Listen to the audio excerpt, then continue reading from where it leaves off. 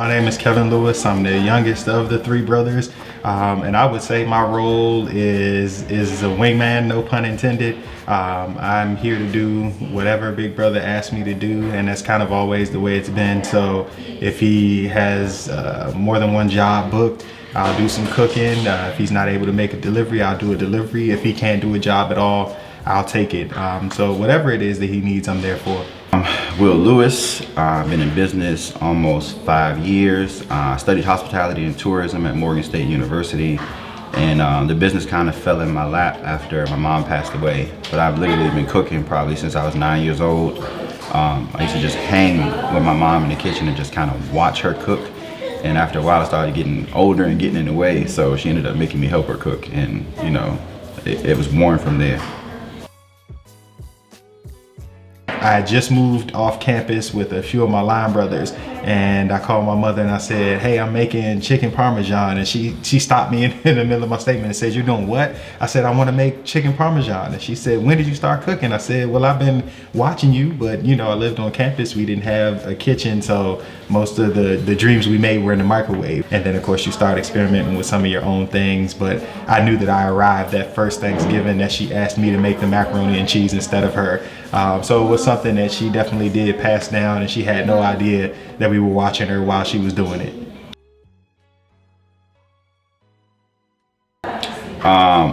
Probably about 25 years. Mom, I mean, years ago, like in the 80s when the Redskins were a winning team, she had a couple friends that were always having Super Bowl parties, and she was always cooking signature dishes, wings, tuna salad, seafood salad. And it just kind of became a thing. You know, she was a teacher, but her passion was food. I mean, she loved kids, no doubt. So she ended up having a daycare and catering at the same time. But she literally just has been cooking like almost her whole life. And she learned how to cook from her dad. He was a head chef in the Navy. So he taught her, she taught me. But I think it was a very big thing for us to continue that legacy. Anybody that we're involved with can feel the love that comes from the food that we fix. You know, it's not this mass-produced, manufactured thing. You know, we literally take the time to clean your food and season it with love. We want to make sure that every bite tastes the same and is just as good as the first bite that you had. So we take a lot of pride in everything that we do to make sure that the clients are satisfied, but also that our mother will be satisfied with the work that we're doing in her name. Like when you love what you do, it's almost not like work, it's fun. And then because people love the food, it kind of sells itself. I might have spent $100 in advertising in the past 5 years just because the free mediums, the Facebook, the Instagram, and even the word of mouth, like that's what's selling the business. You do good work and you give out a good product, it sells itself. It definitely takes a team. Myself, my brothers, my daughter, friends of friends. It just depends on what we're up to that day. I've had, you know, jobs where I did myself. Sometimes myself and my younger brother, sometimes the three brothers, sometimes us and friends.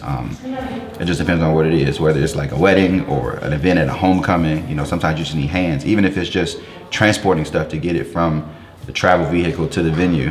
I would say the biggest pro is just to see how people gravitate to goodness around food. When you have good food leads to good conversation leads to a good time.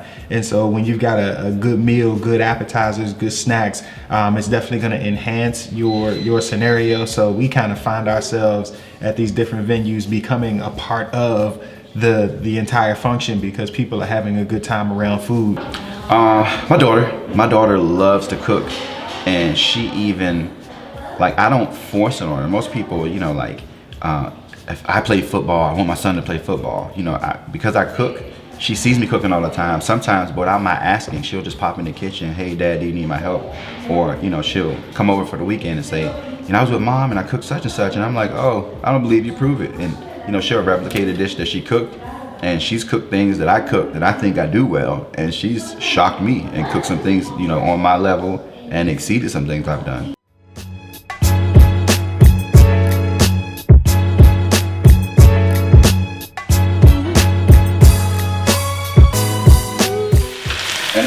more about the love. Like I've talked to people that have had catering done for events and it wasn't done well.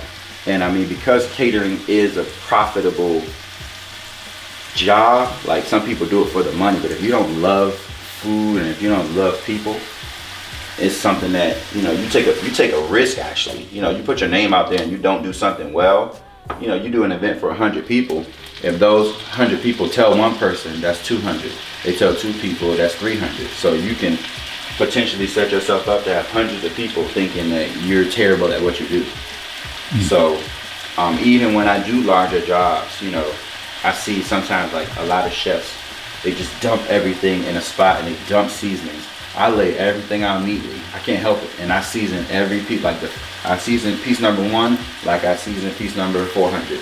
And it makes a difference. Just as far as events go, just plan. Like even if you don't have a menu or a venue, you want to give people in this business time to be available for you. So if you are planning a wedding and all you have is a date, you can, if you have a caterer in mind or a photographer in mind or somebody, you know, a baker in mind, you want to give people your date as soon as possible so they can lock in your date, because many times people assume that you're available, but you don't know. Like sometimes I book a date a year out, sometimes I book it a week out, but it's in your best interest to book as soon as possible so that way you get the date you want.